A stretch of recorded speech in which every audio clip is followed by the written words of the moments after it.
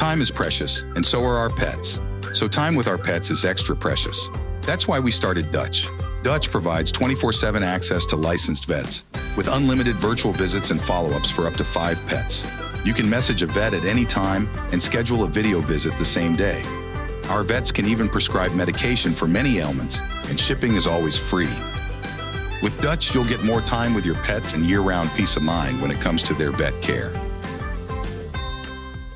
Hello, book lovers. Welcome to Must Love Books.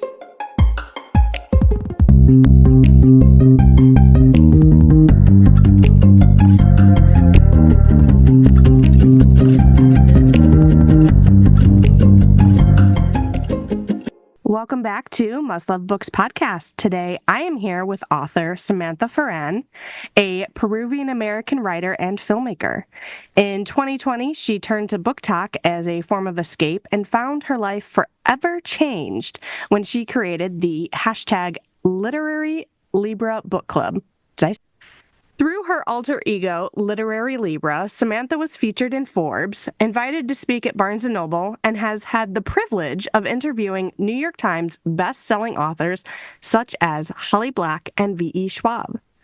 Her debut novel, 7 Little Kisses, was released on July 31st, 2024, to the joy of over 40,000 online followers. She has since attended sold-out signings in Pennsylvania, New York City, and Texas for her work alongside New York Times and USA Today bestsellers. Hello and welcome, Samantha. How are you? I'm so happy. Thank you so much for having me. I am ecstatic to have you here today, truly. So we have you on here, obviously, to talk about 7 Little Kisses. For any of our listeners who haven't picked this one up yet, which I'm sure won't be many, why don't you tell us a little bit about this debut novel? So I'll tell you the skinny of the story, and then I'll tell you how it came to be, because I do love the story of the nugget of inspiration that brought me here. So 7 Little Kisses takes place over 20 years in the life of Samaya Ximena. She is Peruvian American, just much like myself. And you follow her life between the ages of 5 to 25, told through 7 impactful kisses that change the shape of who she is as a person. You see her when she's 5 years old and she's first discovering an attraction to boys. You see her at 13, 16, 19, 22, and then finally at 25, redefining who she is as a woman, what she wants out of a life partner, and whether or not she, in fact, did find the one when she was 5 on a playground.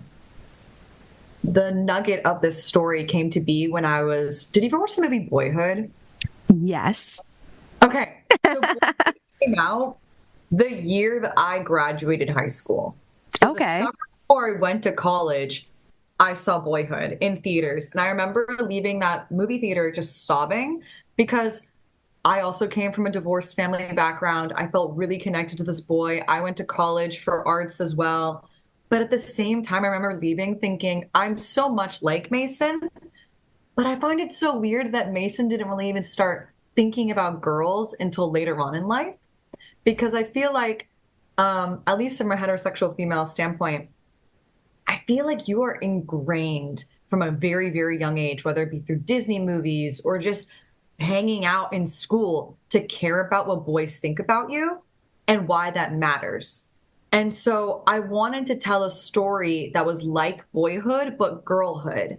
And I wanted it to completely surround the idea of romance, because I think that, you know, we live in an era of time where like the Bechdel test exists and women talk about the fact that like girls can be girls without having to talk about boys in every single moment of the day. But then I reflect on my childhood, and that was the majority of what I cared about. I would go to school and focus on, yes, I had a test that day. Yes, I cared about this subject matter, but I was reading Twilight and I cared about what that one boy in my science class thought about me, even though he never spoke to me. You know what I mean? Like, insert story arc here. Oh, yeah. I kind of wanted to write, thank you. And I kind of wanted to write a story that gave respect and homage to the boy crazy girl who gets set aside and told, and we're constantly telling society now, like, oh, that's a bad use of our attention span. Like, women shouldn't just be boy crazy, which is true. But we were at a certain time. And I kind of wanted to tell a story about a girl growing out of that and why that happens and what might have happened over 20 years of her life. And so I personally think the story ends happy for however you might imagine it to be. But yeah, that was the inspiration behind the story. And I think that is like such an important topic to really think about, because it's so true that the way society views how women and, younger girls, teens, adolescents, how they view boys and romance and crushes, and how there is just this whole like dichotomy around it, and like, oh, you shouldn't be boy crazy, but you're gonna be, but you shouldn't. But every movie since you're a toddler has some sort of romantic angle, has some kind of love story, has some kind of prince or knight in shining armor. But also you got to think more than just boys, but also everything in your life has to revolve around boys. So it's really just getting hit with a double whammy there. Exactly. Like, it's the whole concept of like women have to be perfect and we have to be beautiful too. Like, if you think about it, I think we are the second generation of women who are allowed to have the option of whether or not you want to be a wife and mother or a businesswoman. You're allowed this option. You don't have to have that life anymore. But we have thousands and thousands and thousands of years of just generational thinking of, you're born and your only job is to get married well.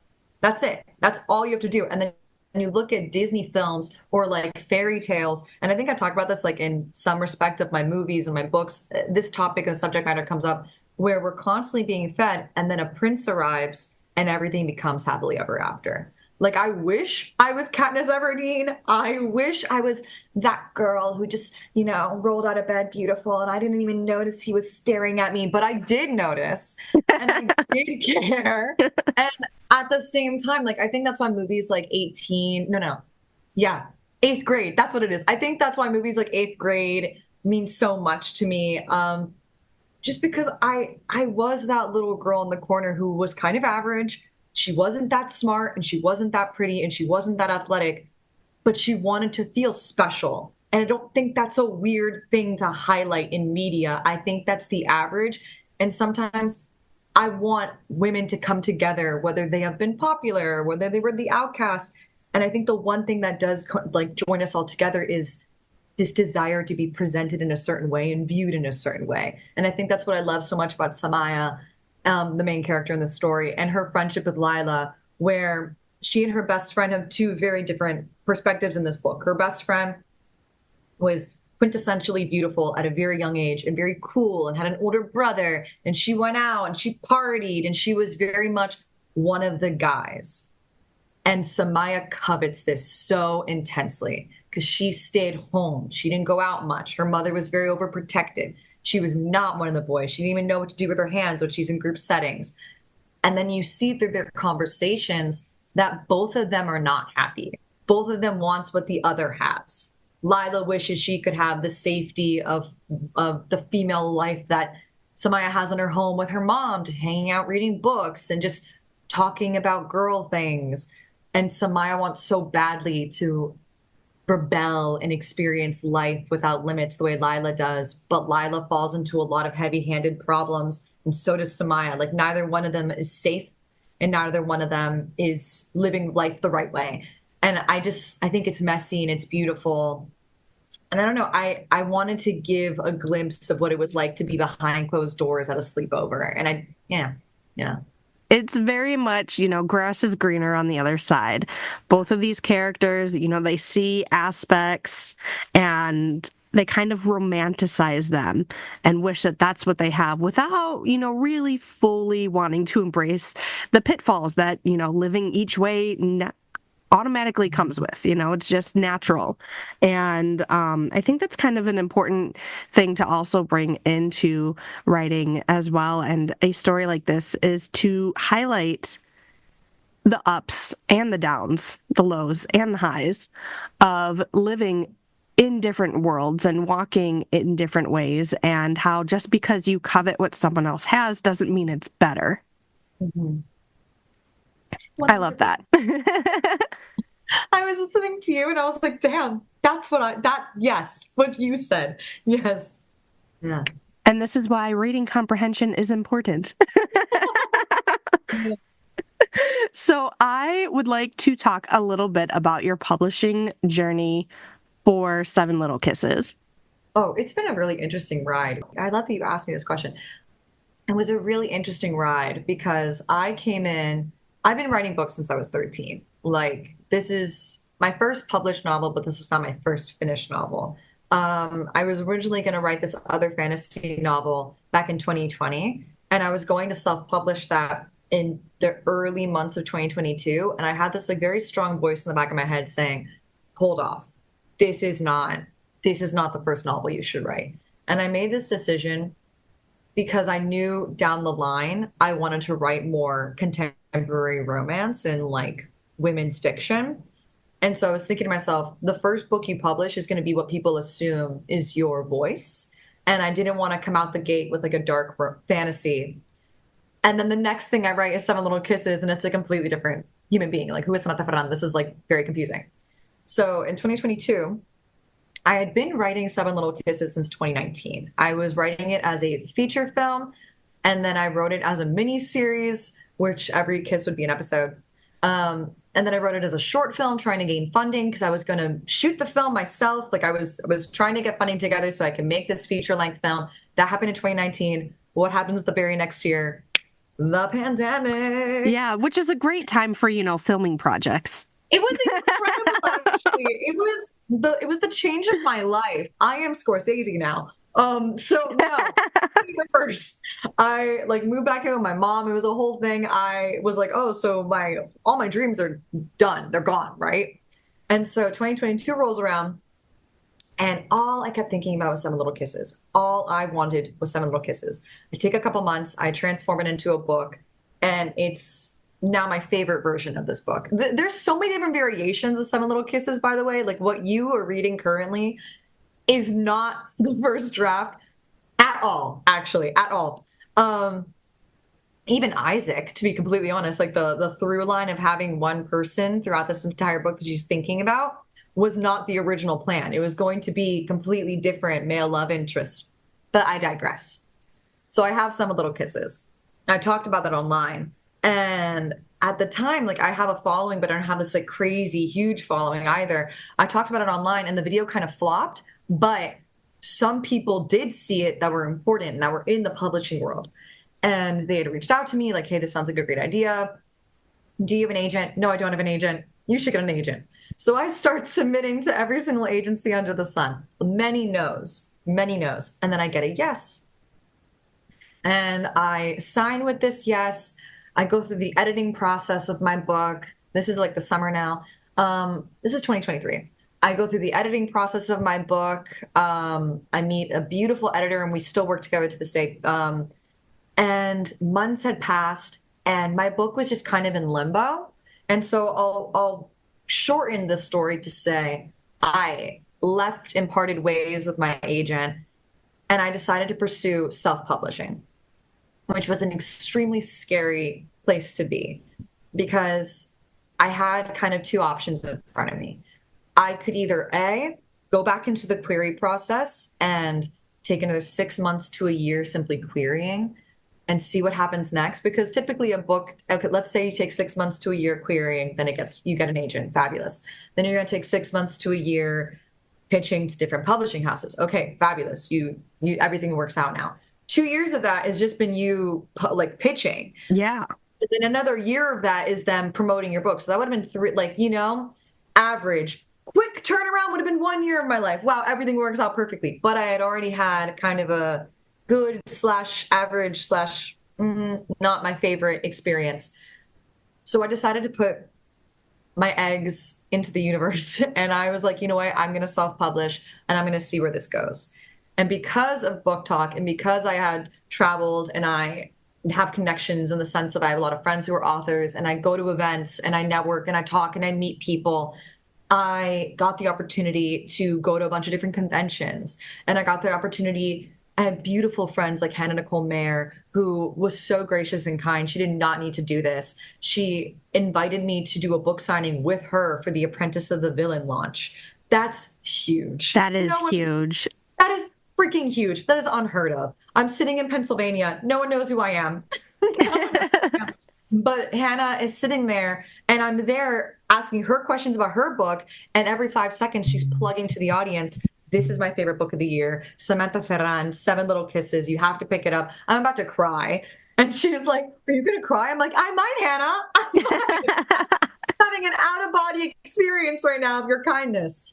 From there, I did different conventions. So it really did pay off. And I was held in the arms of strangers, right? So like everyone had been following me since 2020, picked up the book and talked about it online and reviewed it on Goodreads. And I'm not a USA Today bestseller, but I was moved by the kindness of strangers. And from there, I'm currently working on my next book. I would like to go trad with this. I'm hoping to finish this book by the end of this year and go back into the querying process. But I'm so grateful that I bet on myself. That's what I was trying to say earlier. I bet on myself and I just pushed everything forward, because it's a very different experience to say one day my book is going to come out than to say I'm working on my next book. I already have a book out, regardless of how big it is, you know?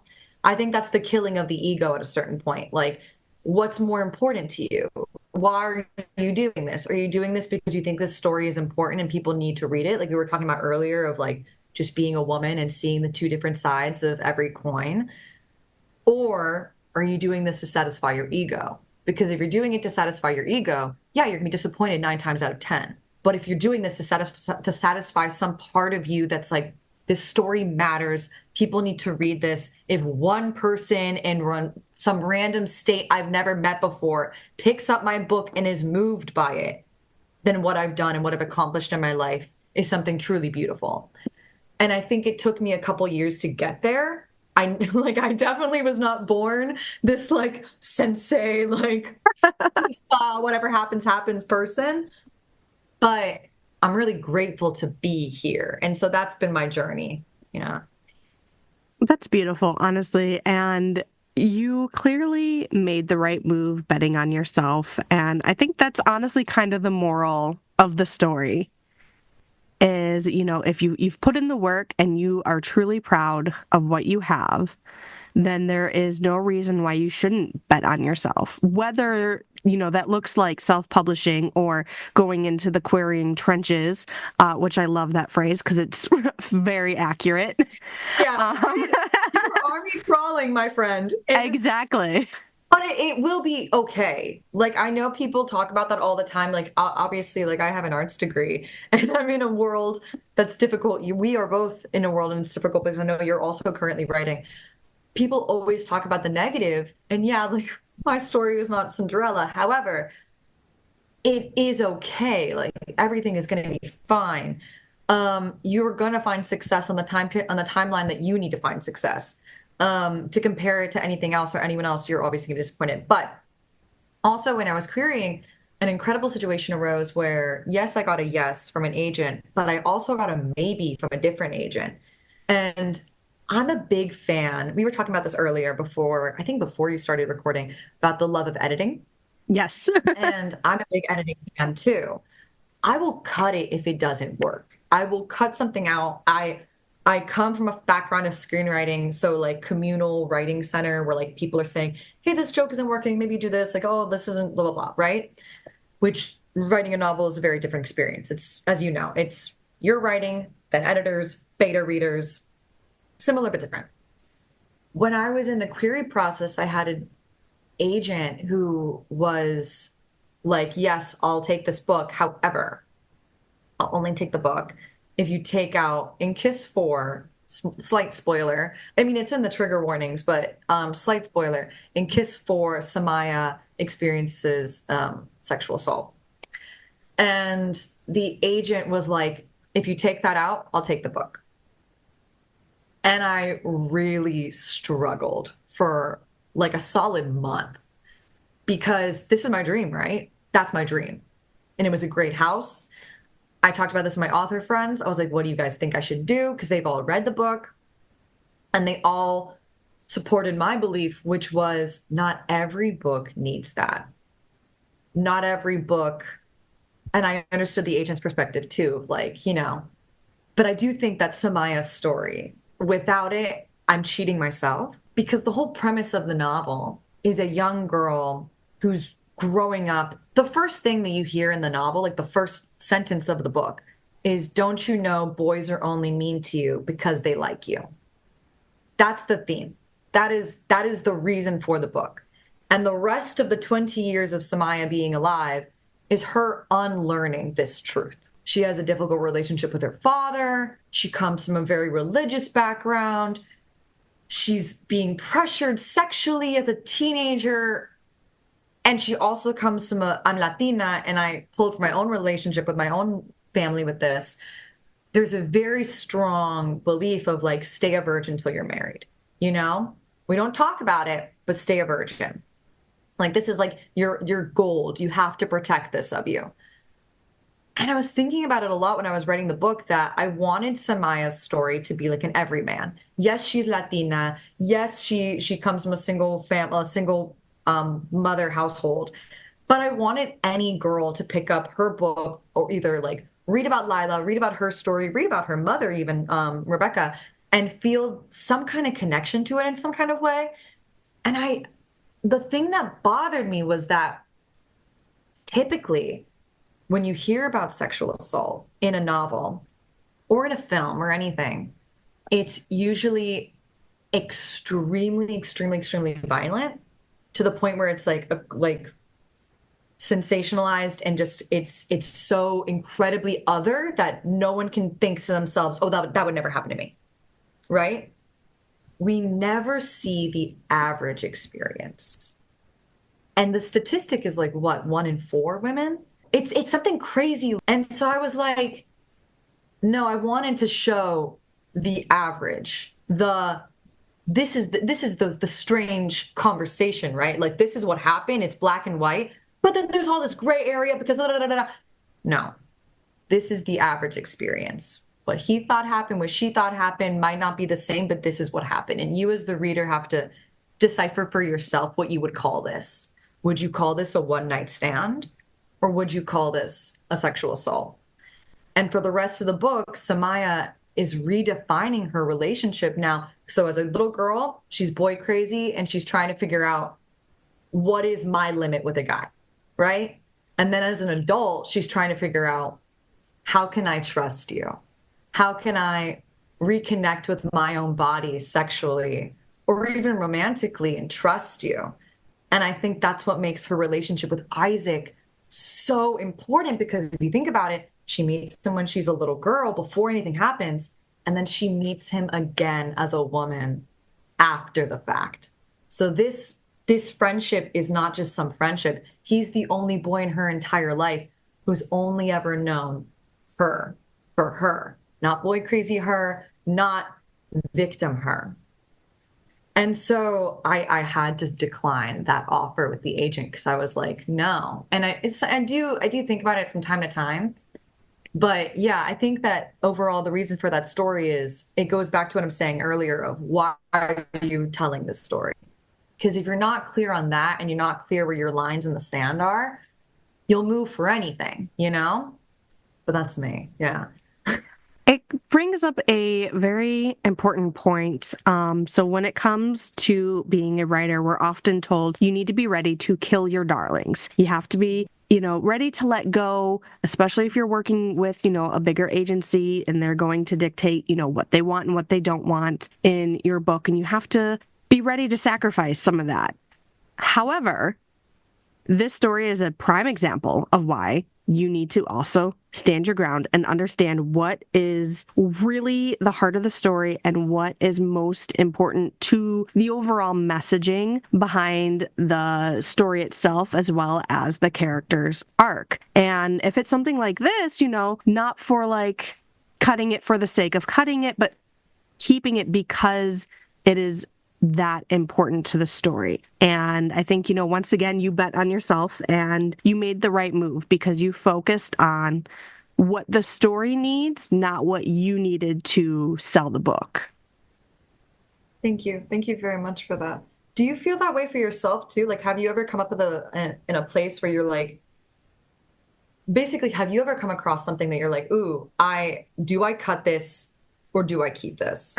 Oh, yeah. So as you know, we've talked, mentioned briefly, I'm also a writer, and I have been working on my debut novel on and off for a few years now. And I have worked with a few editors in the process, and, they look and see what I have on paper now and not what my plans are on where I want these characters to go. And, some of these editing suggestions are like, well, this character's not important. We don't really need to focus on their introduction. But me, knowing that this character is actually going to become possibly the most important part of the overarching story, knows that no, this has to be kept. This character needs to be here. And the character needs to be introduced now because of what this character is going to be present for in the future. One issue I've had with my current novel is I've worked with, I want to say 3 different editors so far. Because I'm very much a get the full story out and then make changes on later, make edits later.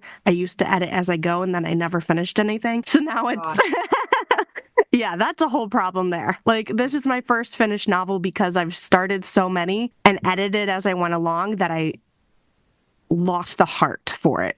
Yes. Yeah. To the point where it became work and not an expression of myself. And so then I dropped the project. So this one, I have a complete story, and now I'm just working on, with a couple editors back and forth on what works for the flow and what works for the story. And, one editor is very much like, oh, this is a romance. You need to cut some of this other stuff out and focus on the romance. And then the second editor was all, this is a horror. We don't really care. And so where I'm at now is in the stage of figuring out, is this story a romance or is it a horror? Because I've kind of described it as like a ghost hunter romance, but there are a lot of elements of gothic horror that I like to entwine into the story. So is it a romance anymore? Is it a horror? That's kind of where I'm still figuring out on where it is, because the professional feedback I'm getting is you need to pick a genre and stick with the tropes and the rules of that genre, which I understand. But is that going to take the heart out of the story? That is what's most important to me to have in here. So I'm kind of, in where you were Yes. with 7 Little Kisses. Yes. I was literally going to say to you, I think you're preaching to the choir right now. That's why I'm like, yes, because when I was writing Some Little Kisses, so twofold to what you just said. First of all, I write right person, wrong time. And in a genre of romance, and that's a love story. That's Call Me by Your Name. That's Once. That's Past Lives. We're here together for this moment. It's Before Sunrise. You would consider all these to be love stories, right? That's why when I'm marketing my book, I'm like, it's a love story, because everyone in the romance genre has been clocking me going, you did not write a romance. A romance is a happy ending. It's a happily ever after, right? Or like a happily for now. And my book is a right person, wrong time. So right off the bat, I'm like, is this technically then? So when you're querying, there's multiple different genres, right? So you can query as chick lit, which is different than women's fiction, which is different than romance. These are which is different than literary fiction. Why? I don't know. I've straight up sat there and Googled it. And from what I gather, and my book also, so and you're in the first POV. You're in her point of view. It's all I. So when I was selling this to publishers, it was also a little different. This is also what kind of made me go and make the decision, okay, I'm self-publishing this baby. Because you start off so young with her, right? So is this YA? Because we're about to get to an essay happening later, And then she's a full-blown adult at a wedding for her friend, So is it YA? Is this NA? So then I started saying this is an NA love story, new adult love story, coming of age. That's how I market the book. That's how I sell the book. But the first kiss or so, first 2 kisses, she is a young girl. She is 13 years old. She's confused by her body. She's in school. So again, that's difficult to market. So very, very much on the same wave as you. So much on the same wave. Oh, yeah. And in terms of characters, so fun fact for you. There are chapters of this from Isaac's POV that my editor asked me to take out because she was like, because there weren't that many chapters in his POV. I might, do a special edition and put it in there. But specifically, I have the first day they meet again, like at that party where she's having a horrific experience. I have his POV of what it was like to see her again after not seeing each other for 10 years. And my editor, this is one of those kill your darlings that I was like, you're amazing. You brilliant. This is why you are the editor, because you're so smart. She was like, what are you telling? Because again, why are you telling the story? Why are you telling your story? Why are you telling this like gothic romance? Or she was saying to me, your story is about a girl discovering herself. So why in this crucial moment of her life are we cutting to the opinion of a boy? And I went, oh, brilliant. Drop the gauntlet. This is actually how I reacted to her. I was like, this is incredible. And she was like, live recreation. Yeah, I was like, oh my God, that's amazing. Slay queen. Time is precious, and so are our pets. So time with our pets is extra precious. That's why we started Dutch. Dutch provides 24/7 access to licensed vets, with unlimited virtual visits and follow-ups for up to 5 pets. You can message a vet at any time and schedule a video visit the same day. Our vets can even prescribe medication for many ailments, and shipping is always free. With Dutch, you'll get more time with your pets and year-round peace of mind when it comes to their vet care. And then at the end, so we were talking earlier about like marketing your book, selling your book, sellability, right? People love a happy ending. I'm going to these romance conventions and people are like coming up to me after a couple of glasses of wine and going, why do you hate love? And I'm like, I don't hate love. I'm just of the belief that most of us did not meet the love of our life at 13, but we still fell in love at different stages of our lives. And I do think that is important to romanticize as well. I'm a big believer of I feel like we look back at our past lives, our past kisses, our past romances, and we're like, that schmuck, I hate him. And you're allowed. But if that's absolutely, it's valid. But if that starts to torture you and starts to become your self-outlook and your identity becomes, I don't find love, the guys I pick are always bad, something's wrong with me, blah, blah, blah, blah, blah, that's not okay. And I want to be the author that helps you figure out that that's okay. It's okay to fall in love, to get heartbroken, and to walk away and still be open for the future. Still know that you can give your heart to someone else and just be as present, be as awake. So when I was originally writing the book, this is the ending that I went with. But then I sent my editor an ending where they do happily ever after. And my editor was like, the fuck is this? Like, this is not your book. And I was like, no, but this is what people want. And she was like, but that is not your book. That's another book, right? That's something else you'll write. But that's not this. Like, you're really going to tell me we sat there for 20 years and watched this girl grow as a human being and self-discover and find out that she doesn't need a man in her life? To then what? To then what? Ridiculous. Ridiculous. To what? Again, I was like, yes, amazing, slay. So yeah, I agree with you in the whole genre is important. It's so important and so crucial. And my next book is a happily ever after, in my opinion. But it's difficult. It's difficult when you want to bend things. It's difficult. This is actually the tough pill to swallow. It is difficult to sell and on to publishing houses and agents, because all they want to sell is this is a candle. You know what I mean? Give me another candle. Yes, that's a really to boil it down to the simplest form. Yes, that's a perfect example. And it really shows that there is a huge difference between the romance genre, being romantic, and having a love story.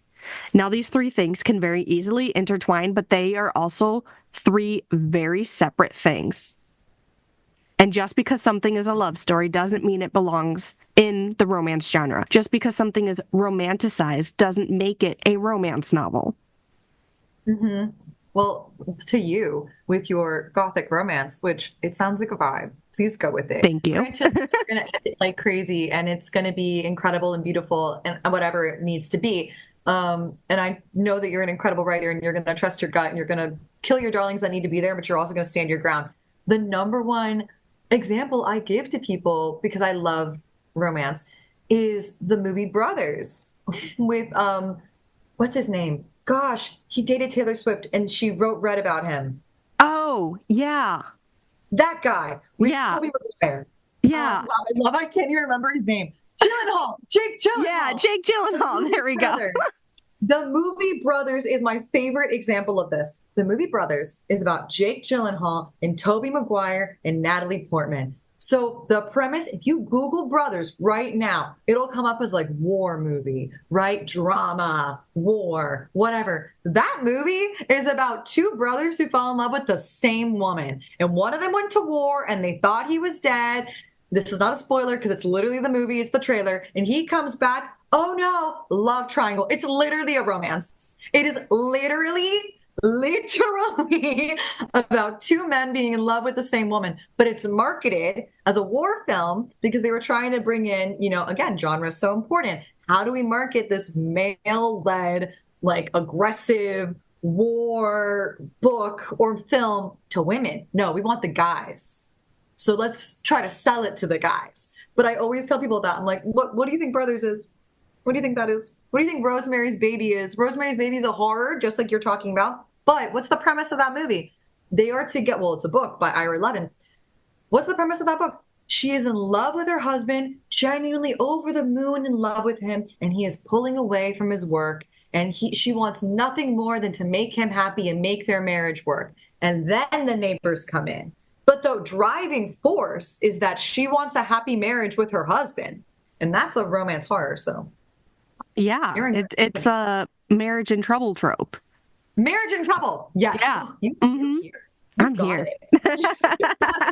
You're amazing. Thank you. Yeah. So, I mean, which makes it hard, especially, I want to say makes querying is where this hits hardest because, you only have so many words that you can fill it in. Long query letters, no one's going to read it. No, yeah. Query letter, it needs to be straight and to the point. This book is this genre, maybe it hits these tropes. So when you are kind of blending these genres to something that is honestly a little more, I want to say a little more lifelike, a little more authentic, because our lives are not just suited in one genre. Yeah. The way we live, we're not all, oh, my life is a rom-com. My life is a psychological thriller. No, we have all of these elements all together, and that's what creates our own life. So it is definitely a challenge in the querying process. I think it might be easier in the marketing process, still certainly a challenge. But at least with marketing, you can, show the creativity to it and kind of use those genre blendings as a marketing tool. Whereas in querying, well, this book is a little bit this and this. Well, is it this or is it that, And getting very specific on what from that comp you're pulling from. Like, yes. Are you pulling from so when I talk about Seven Little Kisses, I always say it's like the relationship from Normal People with the family dynamics of Gilmore Girls and with the tone of Euphoria. Like, so very specific, like what exactly is it that they're going to be reading in that one email? I also think that's a very good piece of advice you just gave. In general, most things in life, if it's long, no one's going to read it. Unless, unless they're already super invested in you as a person. Like Sarah J. Maas can write like 1,000 pages of something and you're going to be like, yes. But if it's like your first thing right out the gate, like, I mean, maybe. You know what I mean? Maybe. You never say never. But yeah. Absolutely. I'm going to grab a water just really quick. Yeah, go ahead. Go ahead. And drink it from this fetching water glass. You know what? That's an idea. And that's a whole vibe right there. And I think I'm going to have to implement that. Please do. Please. Let's romanticize our water. I feel like I'm doing something naughty. But you can keep your Stanley. I'll start drinking from the wine. But oh yeah, I'm down for this. I'm totally going to do that. I will only drink my water out of wine glasses from here out. You'll think of me. Yeah. And I will always think of you.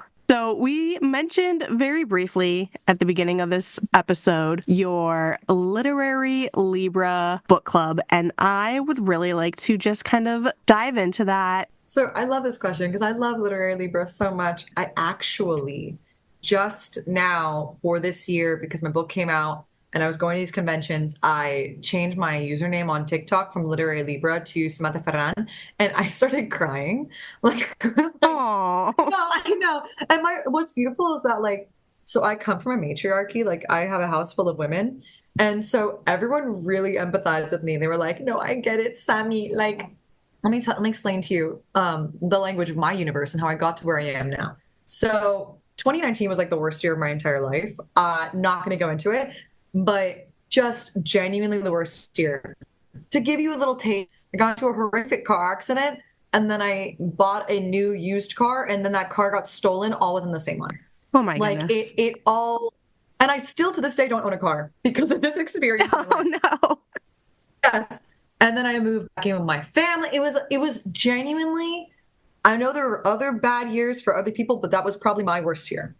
And my sister is like a total success story. Like I'm the like no, my family would not say this, and so I should not say this about myself. I'm a beautiful person. I've had an incredible life.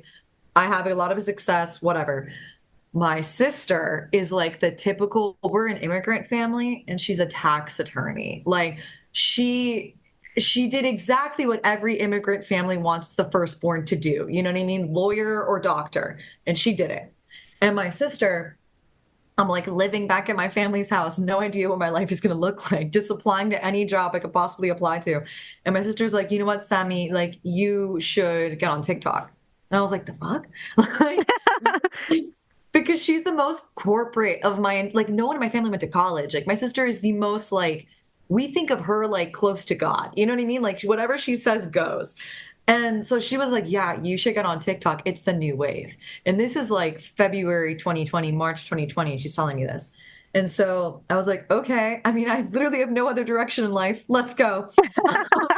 Like I'm at the rock bottom. Like let's do this. And so I start making like sketch videos with my mom because I'm living at home with my mom again. And my mom is really funny and Latina. So we're making like sketch comedy videos together, like the two of us, like of being first generation Latina and like Spanglish. And they kind of went a little viral. Like my family in Peru saw them. This is back in 2020 where like a lot of videos were going viral. Like you could post like sneezing and it would hit like 10 million views. You know what I mean? And, like to be honest. And so we were making these videos together, and then I was like making videos alone, and then I started seeing these videos online of like books, like people like posting about books online. And I was like, okay, this is dope. And I had just read Akatar because everyone was talking about it online. And I get a little drunk one night. I make a separate account, and Samantha Ferrand was like my original account, so I can't use that. And originally I was going to use something else, and I that didn't have anything available. And I'm drunk making this username, and I was like, "What's something that's like bookish?" Well, I'm a Libra, literary Libra. That's the vibe, literary Libra. And I get super drunk in my bathroom, and I'm just like talking about A Court of Thorns and Roses and like my thoughts on it, and that went viral. And I was like, what is going on? I looked really bad in that video. Maybe I shouldn't have done that. But I was like really supported by the female community online and like also the male community, but just like the book community, you know? And then I start reading Throne of Glass because everyone's like, well, you got to read Throne of Glass. And I start recording like my reactions to Throne of Glass. And like at this point in time, at least from my POV, no one was doing this online. And so I kind of started like Throne of Glass reaction videos. And I say that kind of because I feel like that sounds really kind of like, ugh, but it's true. And so I was like in my bathtub, in my bedroom, like reading Throne of Glass, like reading like page to page. And I'm a really like, you know, shy, quiet person. No, I'm kidding. I'm just I'm like a very loud, like personality. So I was like, holy fuck, she's a dragon. I was like in my bathroom with a wine glass, like, this is getting crazy. And people were like, wait, record when you get to chapter 89. And so like I did that for all 7 books, and I got a big following from that. And then people were like, wait, when this is done, what are we going to do next? And so I did like all at that time period, like all the major books that were going on. So like I did Throne of Glass, and then I did From Blood and Ash, and then I did Six of Crows and like the Cruel Prince trilogy. Like I did all like the major like whatever everyone was talking about, the basic books, right? And then at that time period, like the pandemic was winding down, I got a job. I like, you know, the pandemic, the quarantine was up, and so I was kind of like not reading as much anymore. But I was at this point, I had built a following of people that like, I mean, at least in my POV, you know, it's crazy. I'll get to this. In my POV, they are my friends. Like I built a following and they are my friends. And I'm saying this as like, I went to a convention recently and this girl comes up to me and she literally mid-sentence, I'm like, you know, signing. And she goes, "Hi, you might not." And I was like, "I know who you are." Lindsay. And she went, "Whoa," and I like knew her username because I was like, "You think I don't recognize your profile?" And she was like, "Whoa." Then I'll go to signings and like a lot of people don't know me. I don't have a big following, but when I do spot the one or two people who know me, I'm like, "I fucking know you." And like, I know you because we talk. You know what I mean? Like I've had people privately DM me when I'm like going to read a book and they privately DM me and they're like, "Hey Sam, like, I know you're not going to like that book. Like, don't read it." And then I'll be like, "I believe you. I trust you," because we are friends. I literally went to Ireland recently and I was in Ireland and I was chatting with my girlfriends and they were like, "Well, where should we go?" And I was like, "I have an Irish friend. We've never met before a day in my life." A day in my fucking life. And I DM'd this girl, Zoe. And I was like, "Zoe, like, this is a weird question. I know you live in Ireland. Like, do you want to give me some recommendations?" And she was like, she ended up living in one of the cities we were visiting. And she was like, "Maybe this is weird. Do you want to hang out?" And I was like, "Zoe, let's fucking hang out." We end up spending the day with Zoe, me and my girlfriends. And Zoe and I are acting as if we've known each other for fucking years. We don't. We don't. Mind you, we've never met before. But we have, you know what I mean? And like my sister was going to Greece and I was like, "I've got a Greek friend." Messaged my friend Sophia. "We've never met before. Never have I been to Greece." And I was like, "Yo, like my sister's going to Greece." She asked her entire family and extended family. She was like, "What's your sister like? What's she into?" I get an itinerary for my sister. Oh my God. With her corporate friends. And they're like, "How did she even know about this place?" And then my sister's like, "Oh, my little sister has like a book club online." Like from her. The point is, I'm at the place in my life right now that I haven't been doing reactions like I have, but the community is still strong with me. Like I truly feel like we are friends to an extent. Thank God it's never gotten dangerous or weird. It's always been beautiful and kind. And when my book came out, those are the people, like, it wasn't like, maybe it wasn't like, you know, the most earth-shocking number, but for me it was, because it was more than the 3 people I'm related to. You know what I mean? Like, you tell me like a stranger I've never met before. Like, think about this. Think about how crazy this is. Like, yes, my book came out and I wasn't a world seller.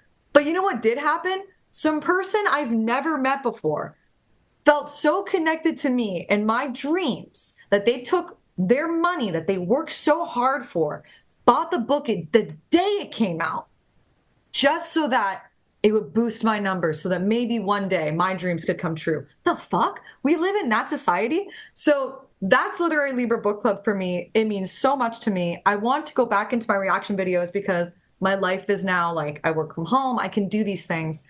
I'm working on my next book and they DM me. It's the most, so it's funny, like it's weird. I feel like my situation with social media is so interesting because like all my friends blew up, like they have really big numbers and I have numbers. I'm very proud and very, very honored. Like I'm not belittling myself to any degree. I'm very grateful. I'm consciously aware of my blessings. But I think the blessing for me was I didn't get a book deal overnight. What I got was, oh my God, I'm going to cry.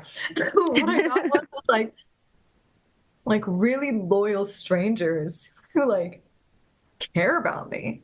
Like insane. So that's Literary Libra. And honestly, that right there is what this is about. That's what this is for. Connecting with people, you know, like-minded people all over the world, really. Thank you to platforms like TikTok for making that possible. Wow. But those connections and that support, yeah, right? You and I, we wouldn't have known each other. No, not at all. And, you know, that's really what it's about. this right here is what it's about. This is what all of this is for these connections and these friendships and the support that we give each other and build each other up. And now you're going to make me cry. Honestly, maybe it's the fact that I grew up around women. I'm like really in touch with my emotions.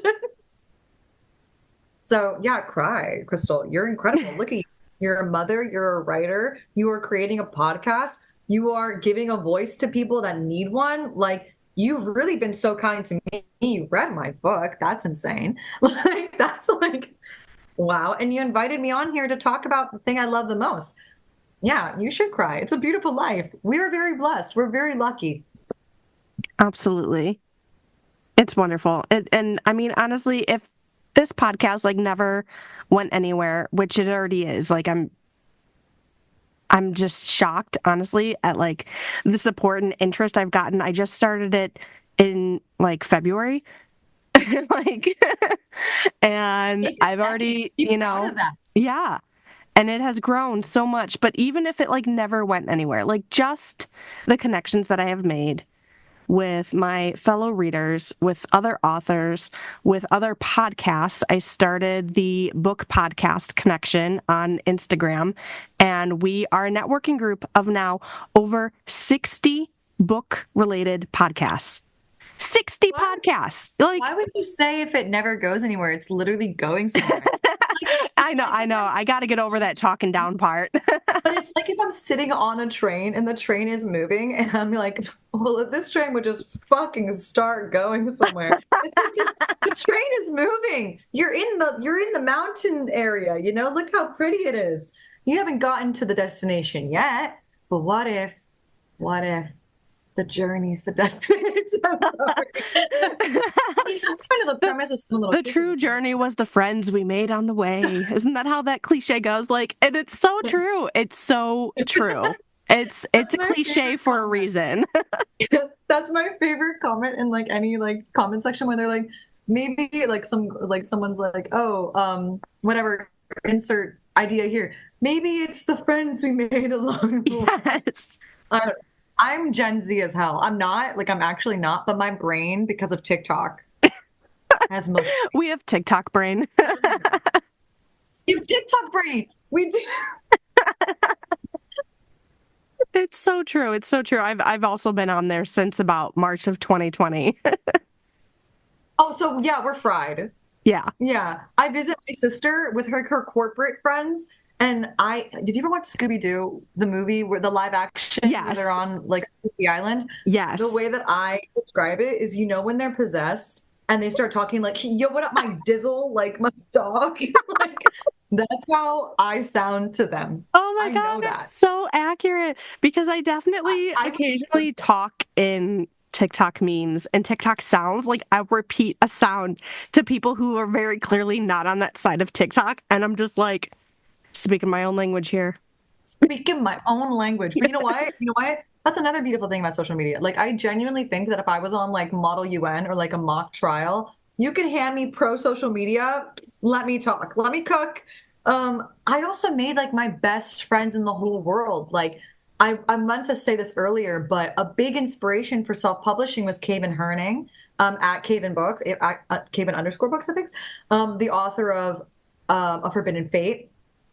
Like, she's an incredible voice and an incredible friend to me. And one of the first things she said to me was that, like, the beauty of self-publishing that we should relish in is that this is the one time in our entire publishing career, because I'm very big on self-talk. So, like, we're going to have a beautiful, long career. But this is the one time in our entire long, beautiful, prosperous careers that we are the directors, the producers, the editors. We get a say in everything. If you want the drapes to be fucking blue, they're blue. And then some English professor is going to talk about it 20 years from now and be like, they are blue because of it, So I made my best friends there. I made Kaven Herning, Maggie Siciliano, Amber V. Nicole, Stacey McEwen, Hannah Nicole Mayer. I've made some of the most beautiful friendships of my life via the internet. That's insane. Right? I had Stacey McEwen on a few weeks ago on this podcast. She was one of the most best parts of doing this podcast was connecting with Stacey, and I love her. We're going to rule the world together. Yes. We are. And Netflix. We're taking over Netflix, like, by force. I love it. I support it. I'll sign the petition. Right? And you will pick up some Little Kisses for a miniseries. Oh my goodness. I was like literally thinking that it would be such a cute, like, limited run series, which is something Netflix needs to do more of because they cancel everything anyway. So just plan for it to be limited run, and then you don't have to worry about that. I personally attacked. I personally, they did it to me. They did it against me. The cliffhanger at the end of the show, $18.99. That was a personal attack to me, Samantha Ferrand. They specifically sat in the writer's room and they went, and we are going to go over this random girl in Florida. We're just going to end this show in the worst cliffhanger that's ever been created. Yeah, there have been so many that have, like, I took very personally. Like, I mean, Shadow and Bone, how rude. Like, that was a crime against humanity. How could you? Horrible. And then there was this, like, B-movie style show about, like, teenage lesbian vampires called First Kill. First Kill, yes. Yes. Oh my God. I love when other people have actually heard of it, because apparently nobody watched it till like 2 years after it ended. Yeah. Just give it a real ending. That's all. Just give it a real ending and just give it 2 seasons. Like, I'm begging you. Right? Just give it 2 seasons. But Shadow and Bone was wild because, like, it had a huge following. And huge. The crows got screwed over. Oh, yeah. But anywho, we digress. Yes, we digress. We're vibing. We're clicking. Oh, yeah.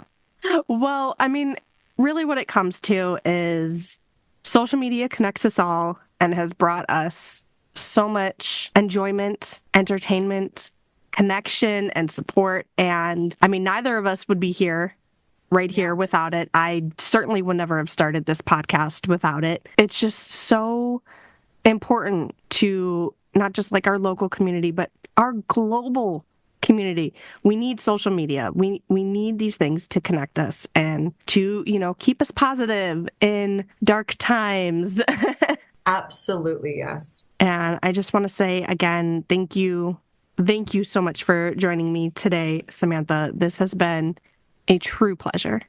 Likewise to you, actually. Like, you're a lovely human being. Again, all the compliments I could possibly give you into the world. Thank you so much for just giving me the space to talk about my book, Some Little Kisses.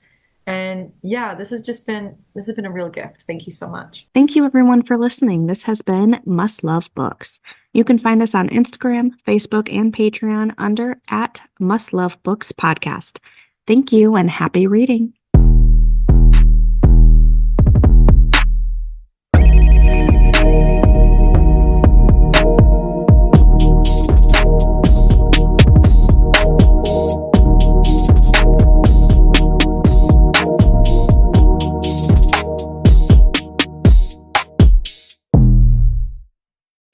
Time is precious, and so are our pets. So time with our pets is extra precious. That's why we started Dutch. Dutch provides 24/7 access to licensed vets, with unlimited virtual visits and follow-ups for up to 5 pets. You can message a vet at any time and schedule a video visit the same day. Our vets can even prescribe medication for many ailments, and shipping is always free. With Dutch, you'll get more time with your pets and year-round peace of mind when it comes to their vet care.